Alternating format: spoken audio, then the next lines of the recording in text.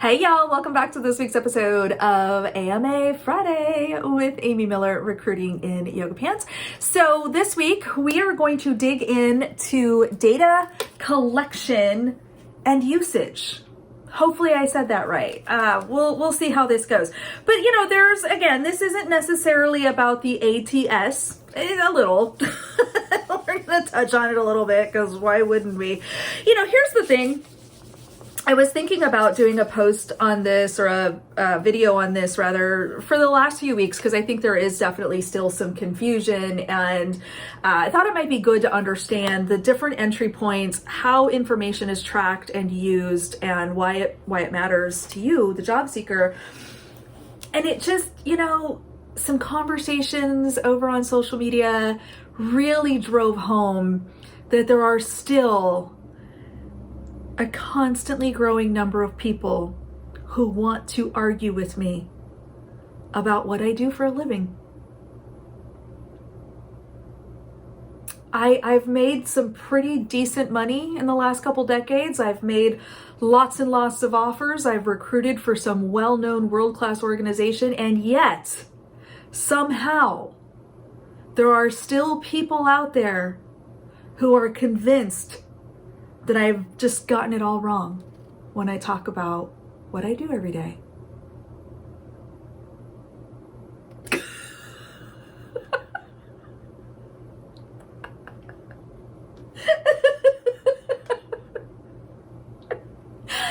Some days I just look at my desk and go, why do I have to do that? Chad from the internet said that's not accurate. And then my boss says, Amy, shut up and get back to work. Just kidding. She would never say that. She is the sweetest person ever. But you get the point. It's just fascinating to me. So, okay, here we are 2 minutes in. Let's just get to the point, shall we? I want to talk a little bit again about that data collection process, what that looks like from a recruiting perspective, and how it potentially impacts you, the job seeker, when you are applying or expressing interest in an organization. So let's start with something called the CRM. So I want to clarify before we get too far here that your mileage is going to vary greatly. If you're a recruiter working for small company, large company, somewhere in between, you may have a completely different experience. There is no kind of single way to do this. And as we already know, there's no single system that exists either. So the ATS is really a broad catch-all term for any kind of system that tracks applicants. Applicant tracking system, it's actually in the name.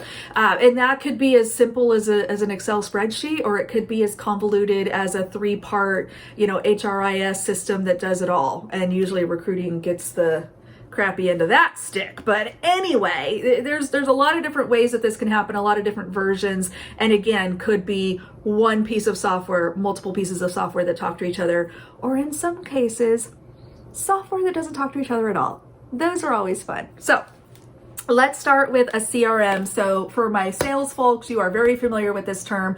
This is generally a system or a software or some kind of tracking mechanism to track your leads. So customer relationship management, I think is what that's called, or what that stands for. And basically this is where we enter leads. So from a recruiting perspective, we could be using a tool like, I think GEM is a really good one that I've heard lots of great things about. Beamery is another kind of example of this. I don't know if they would call themselves CRMs, but I'm going to use that term just to make the distinction between what this does and then what an ATS does, which we'll dig into. But basically, I'm entering leads here. So there's a couple of ways that leads can be entered. These might be people who have expressed interest. Maybe they've uploaded some information into our online application, but they're not attached to a requisition. We'll get to that in a moment. They just want to be considered for future roles. That's going to be a CRM entry, right? Maybe these are people that we have found on LinkedIn and we've made contact with. So I've sent you an email, or I've dug up your personal email and I've reached out to you to see if you might be open to conversations. I want to track that internally in my database because, and this is why it matters to you, the job seeker, if we are doing our job right, This information helps you from being spammed by multiple people at the company. I know, I can hear the screams already. You're telling me that this still happens. I know. I'm not saying every recruiter uses it properly. I'm saying this is the purpose, right?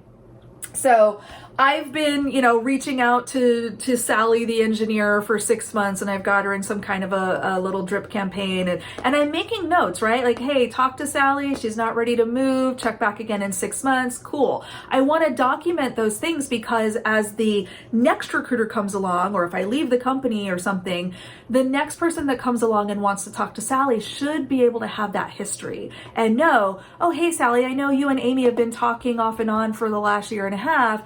She's no longer here. I'd love to now be your point of contact. Do you want to talk about roles or whatever? So that's why this CRM thing is so important.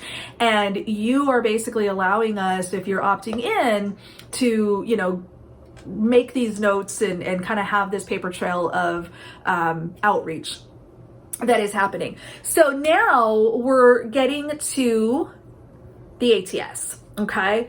Now, one quick note about the ATS. Again, could be the exact same system. The CRM functionality could exist in the ATS. It's just a matter of your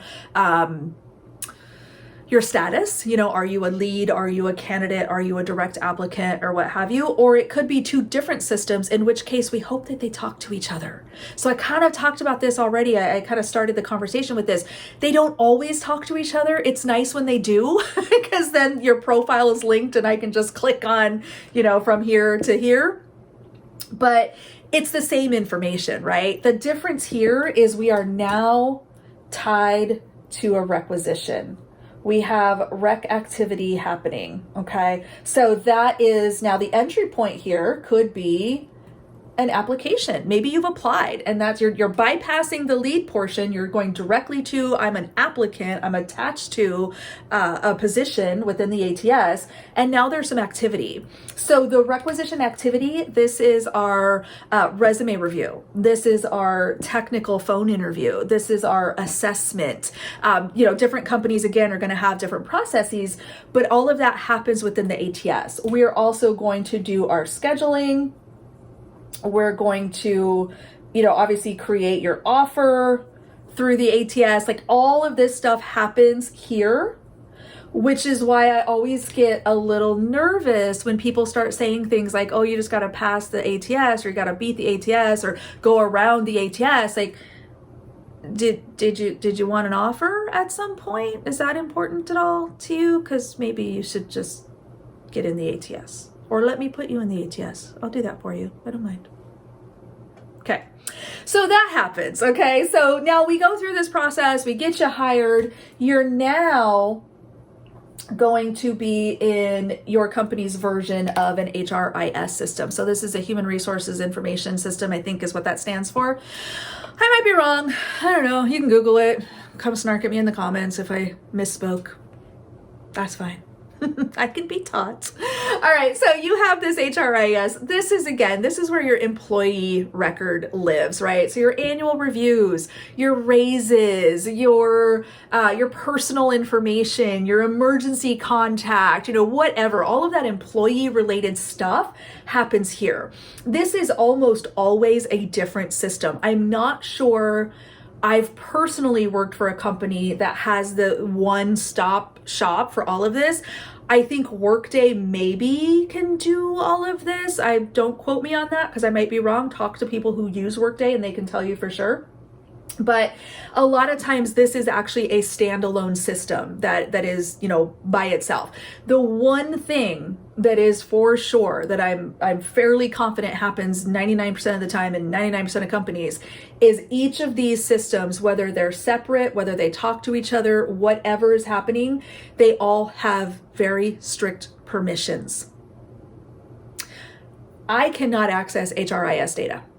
I do not have that level of access. I am not an HRBP. I am not someone who needs to see that kind of stuff. I can see when someone's been hired. I can't see anything that happens past that. I can see this stuff. I'm usually entering stuff there. You know, I'm adding notes or feedback or whatever. So this stuff I can see. And even within here, I may be limited. I can't see exec search stuff, right? That's a whole different ballgame. So that's kind of a process that doesn't really have anything to do with me. So I don't have visibility to that. I can't see confidential rec. So again, whether those are exec, a lot of times HR and recruiting roles and candidates only R4R can see, or actual HR folks are able to see that.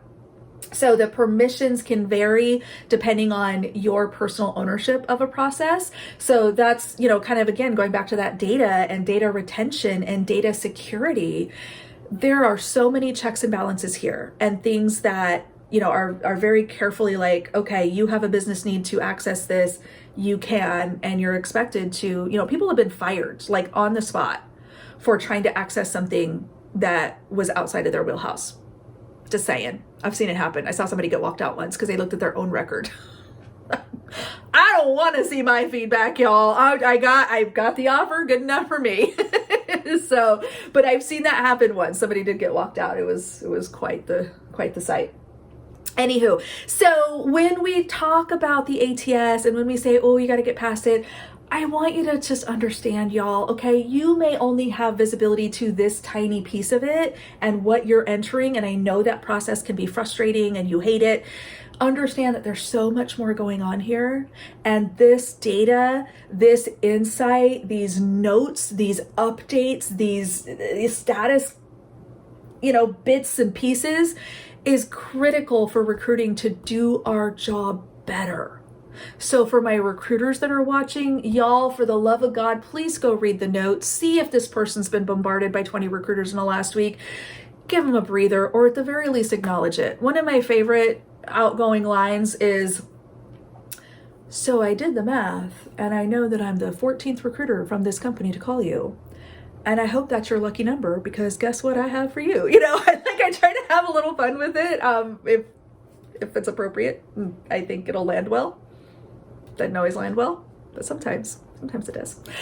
So, you know, use this information, right? Like, we track this for a reason. We pay careful attention. We spend millions of dollars on these softwares, you know, year over year, or companies do.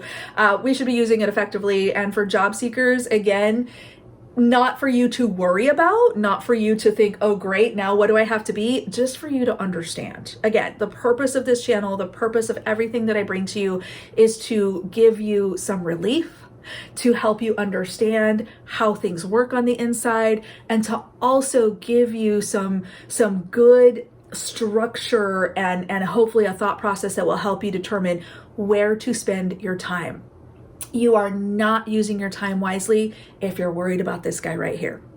Just not. There's many things that you can do differently to increase your chances. Worrying about beating the ATS is not one of them. Okay, so check out some of the other videos for more on that. We will add this one to the ATS playlist as well. As always, if you have questions, comments, words of concern, drop them down below. I read all the comments, and snarky ones go on t-shirts.